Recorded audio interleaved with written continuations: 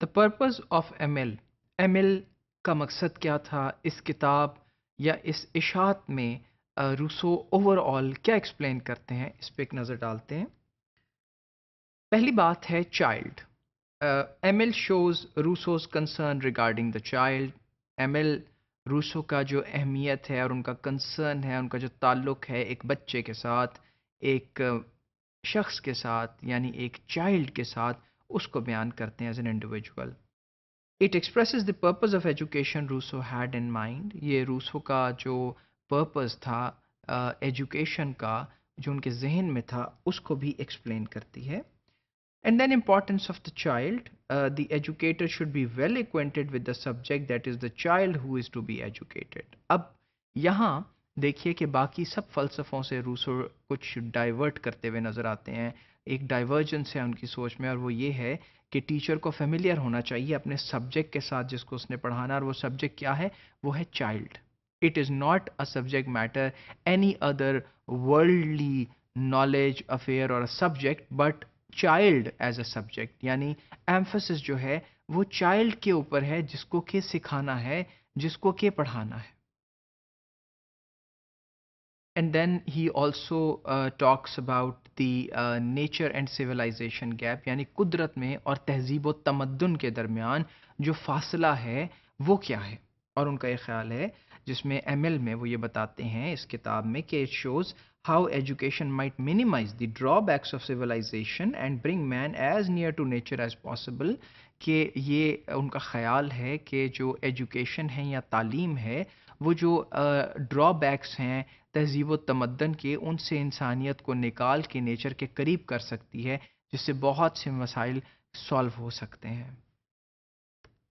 And replacement of conventional education, Rousseau did try replacing the conventional education, جو رسمی تعلیم دی جاتی تھی، اور ایم ایل کا ایم بھی یہ ہے کہ فارمل ایجوکیشن کو ایک ایسی ٹریننگ سے ریپلیس کر دیا جائے جو نیچرل ہو اور اسپونٹینیس ہو، یعنی آٹومیٹک ہو، خود بخود، یکدم، یکا یک، جس کے اندر کوئی چیز بناوٹ نہ ہو، کسی چیز کو اس طرح سے پلان نہ کیا جائے جس طرح سے ایک کنونشنل سیٹنگ میں اس کو پلان کیا جاتا ہے، کیونکہ nature is the best teacher. And then Rousseau's purpose goes beyond the limits of an institution۔ Rousseau کا جو مقصد ہے وہ ایک انسٹیٹیوشن سے کہیں آگے نکل جاتا ہے، چاہے وہ اسکول ہو انسٹیٹیوشن، یا وہ فیملی کا انسٹیٹیوشن ہو، یا کسی جنرل طور پہ ہم یہ بات کر رہے ہوں اور کسی سماجی انسٹیٹیوشن سے، to seek to identify a form of action, ایک ایسی کوشش، ایسی تلاش کی جائے جس سے آئیڈینٹیفائی ہو، جس سے ہم سامنے لے آئیں ایک ایسی فارم آف ایکشن کو، ایک ایسے لائحہ عمل کو that enables the individual to become free, جو کہ انسان کو فریڈم کا اور جن چیزوں میں وہ مقید ہے ان سے آزادی دلائے۔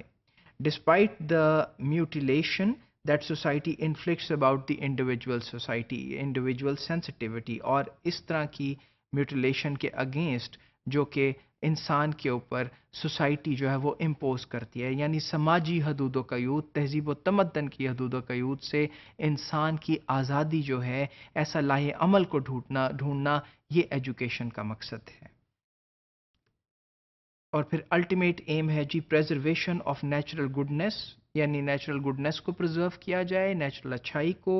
And virtues of the heart, اور دل کی جو اچھی باتیں ہیں ان کو، اینڈ آف سوسائٹی، اور معاشرے کی، which was in harmony with them, جو کہ معاشرے کی باتیں جو ہم آہنگ ہیں دل کی سوچ کے ساتھ۔ یعنی اب یہ دیکھیے کہ دل کی سوچ اور مرضی وہ ہے جو نیچر ہے، تو معاشرے کی وہ چیزیں جو انسان کی نیچر کے ساتھ ہم آہنگ ہوں، ان کو پریزرو کرنا، ان کا خیال رکھنا، انہیں بچا کے رکھنا، ان کو ڈیولپ کرنا جو ہے وہ الٹیمیٹ پرپز اور ایم ہے۔